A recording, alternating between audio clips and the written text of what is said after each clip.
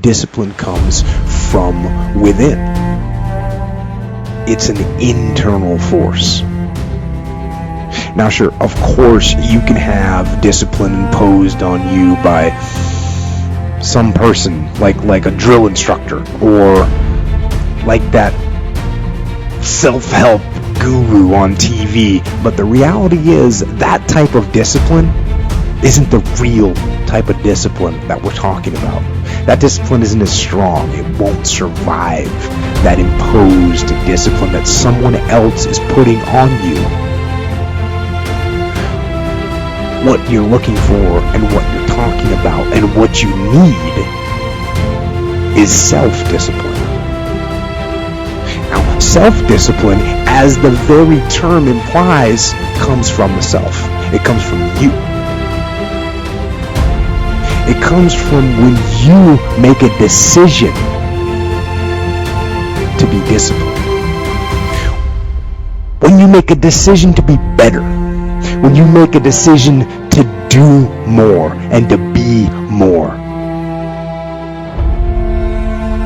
Self-discipline comes when you decide that you're going to make a mark on the world.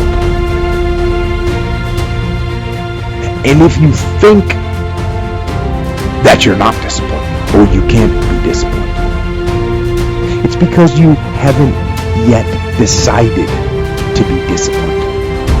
It's because you haven't created that discipline yet. It's because you haven't become that discipline yet. So where does discipline come from?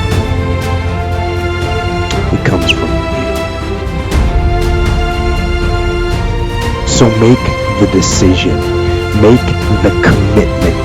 Become the discipline. The discipline, the root quality that will improve every aspect of your life.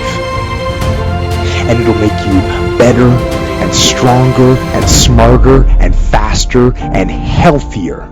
I just believe behind every principle is a promise, and there are principles out there. Find a man who's diligent at his work, and he shall stand before. They're principles, man. Whatever thy hand findeth to do with all thy might. And sometimes we get so caught up on, I'm not feeling it today, or I don't like that person, or I don't like this circumstance or this situation.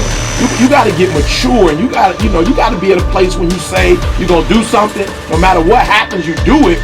Because again, when you start grinding, when you start waking up early, when you start, keeping your word to yourself, to your boss, like when you go into 120, when you all in by any means necessary, you start seeing stuff and you start experiencing stuff and you start having stuff that people who are not doing that, they never get. So for me, it's like, yo, you ain't gonna always feel it.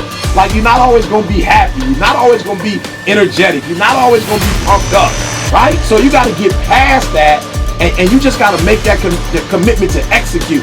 And so I just want to say to those of you out there, like, for real, man, stop whining. For real, because when you whine, you waste the energy, and you only have so much energy. You only have so many hours. You only have so many weeks, so many months, so many years to live. And if you wasted whining and complaining, you will never get to your dreams and your goals. But if you just buckle down, bear down and say, look, I'm going to get through this pain. I'm going to get through this frustration, because on the other side of pain is a reward. Man, you'll have things that people who whine and complain will never have, and you'll experience life in a way that they will never experience.